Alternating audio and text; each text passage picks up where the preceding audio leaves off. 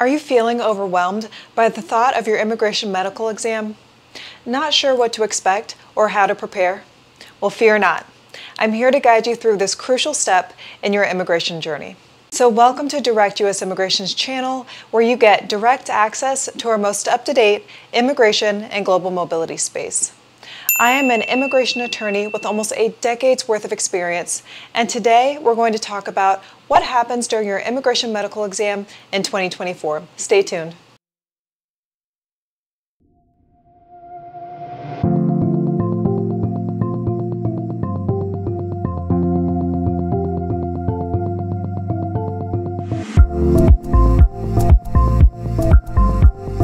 Thanks for tuning in.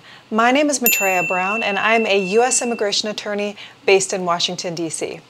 I am also the principal attorney at Direct U.S. Immigration, where we work with clients in all 50 states and around the world.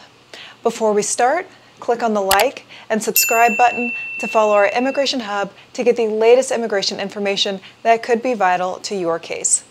And also, be sure to stick around until the end to get a bonus tip on preventing or challenging a health-related denial. Now, as you may know, an immigration medical exam is necessary for immigrating to the United States and becoming a permanent resident, also known as a green card holder.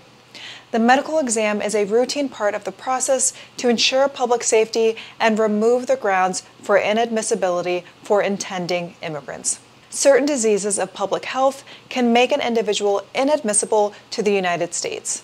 That means it could prevent the applicant from getting a green card. The exam is the process of removing those grounds of inadmissibility. We at Direct U.S. Immigration can help you prepare the entire adjustment of status application, but you'll need to attend the exam on your own. Therefore, knowing what to expect and how to prepare for your medical examination is important. So let's talk about the purpose of the immigration medical exam. So the medical grounds of inadmissibility, the medical examination of foreign nationals, and the vaccinations administered to foreign nationals are designed to protect the health of the United States population.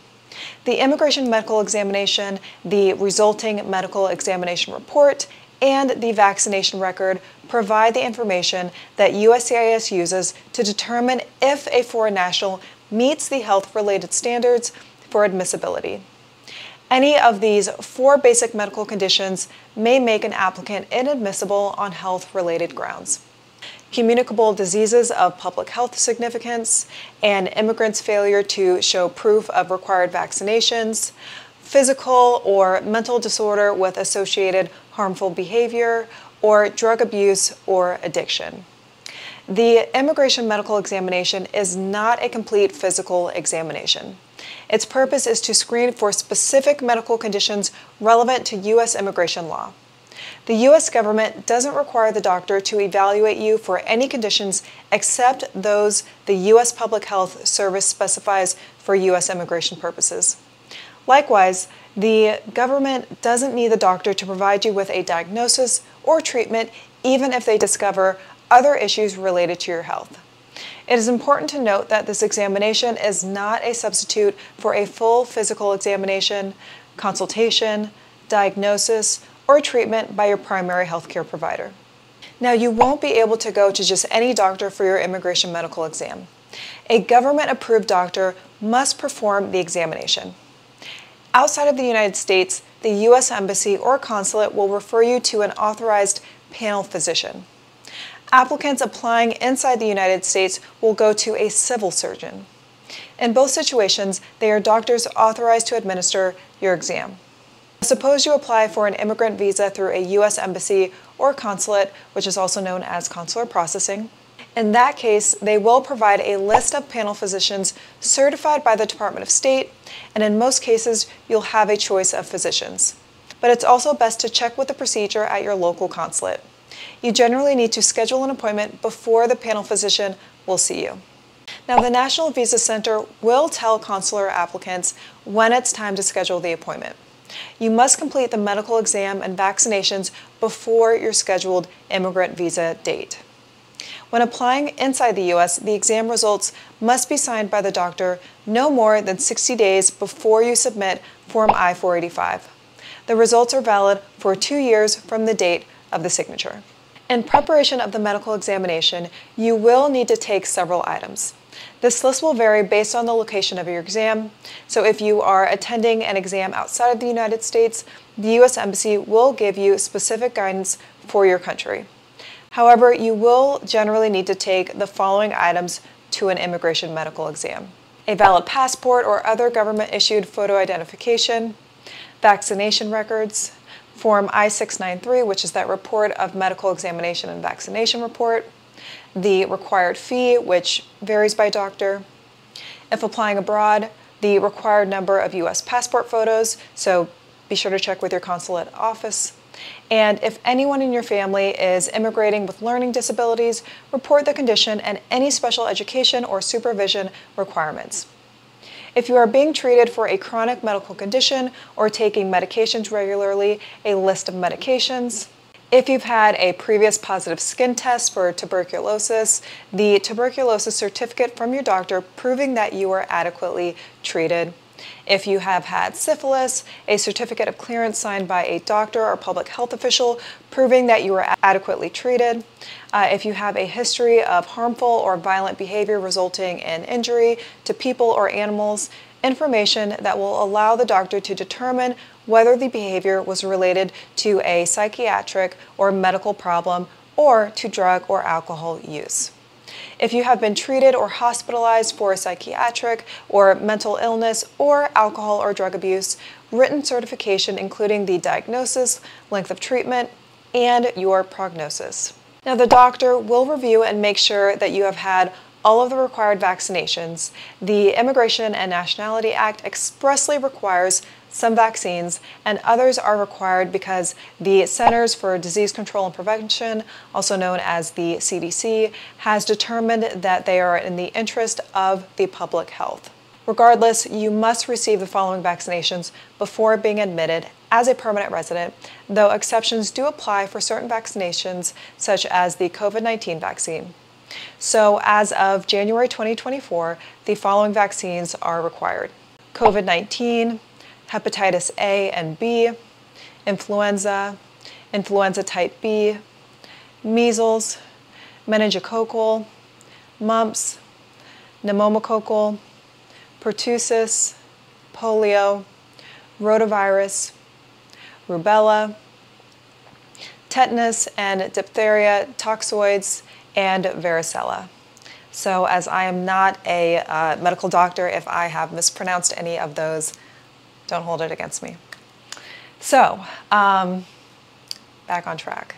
So if you already have some or all of those vaccinations, take your vaccination report to the doctor.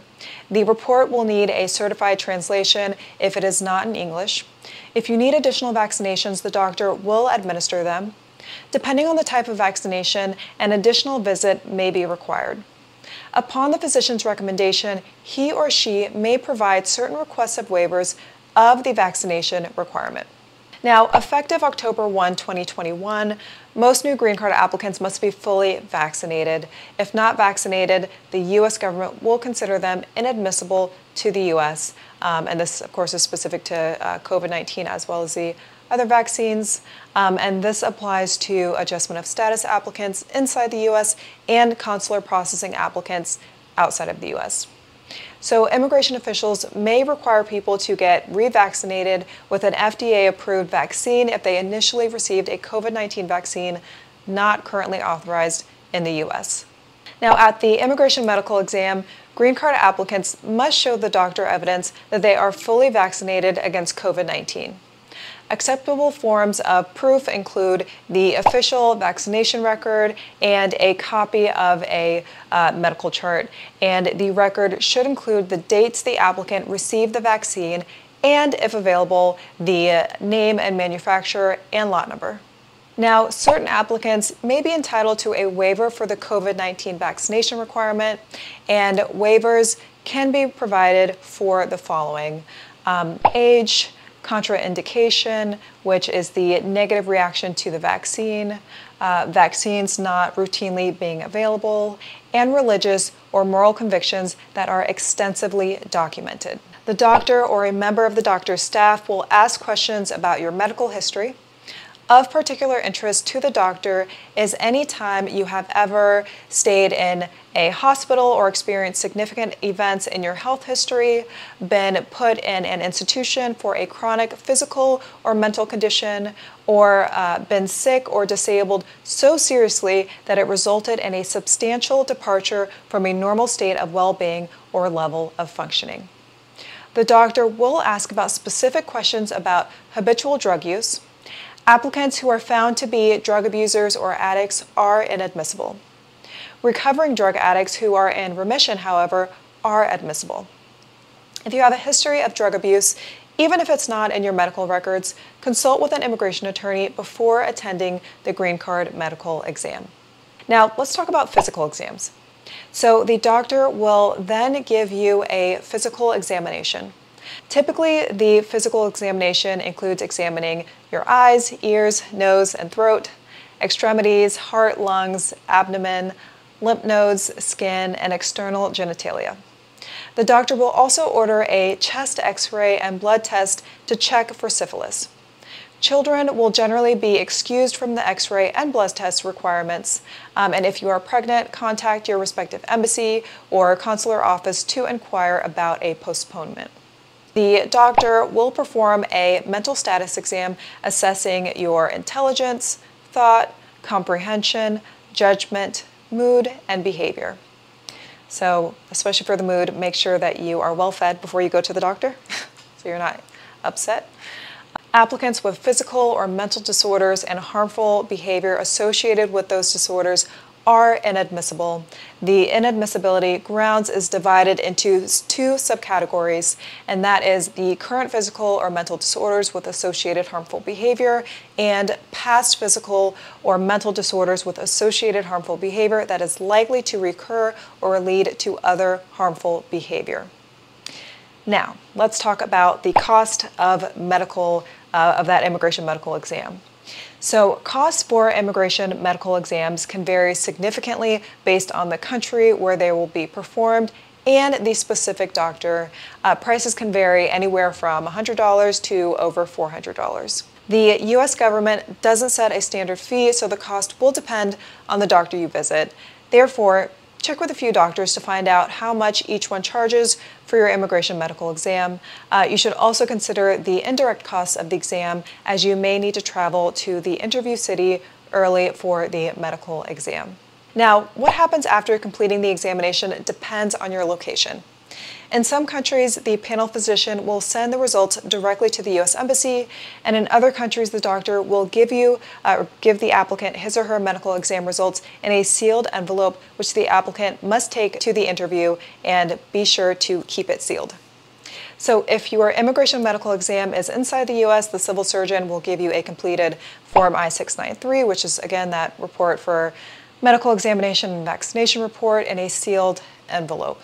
Do not open the envelope under any circumstances. Submit the medical exam along with Form I-45, which is that adjustment of status application.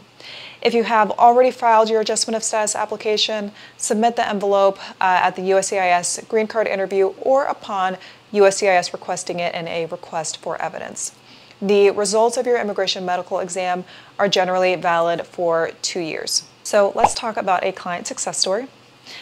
Recently, a client was going through the marriage-based green card process and needed to undergo an immigration medical exam. She was a healthy individual with no known medical conditions. However, the idea of a medical exam was daunting to her. So she had heard stories, unfortunately, about how unpredictable these exams could be and how they could potentially delay or even derail the entire immigration process. Then came the day that would change everything for her. So the day of her immigration medical exam was that day. The stakes were high as she walked into the designated medical center. She knew that this exam was crucial in determining whether she could start her new life in the U.S., or at least a part of that decision. So she was met with a friendly physician who put her at ease. The doctor conducted a thorough examination, including a physical checkup, immunization tests, and screenings for various diseases. Her fears gradually subsided as she realized the exam was not as intimidating as she had imagined. She had a clean bill of health, and this positive outcome brought her one step closer to her American dream. Her relief and joy were palpable as she realized her immigration process was moving forward smoothly. So her story is a testament that the immigration medical exam, while essential, isn't something to fear. With proper preparation and a healthy lifestyle, it can be just another step on the exciting journey towards achieving your American dream. So as promised, here's some bonus information that you may not know about. A relative seeking a green card generally would not be denied on medical grounds if they have a cold at the time of the medical exam or have a chronic but well-managed disease such as diabetes or heart disease, are HIV positive, previously had one of the communicable diseases previously listed and have since been cured. If, however, a relative seeking a green card has been previously tested positive for a health-related condition that could lead to the denial of their application, it's important to show USCIS or the State Department that you have been successfully treated.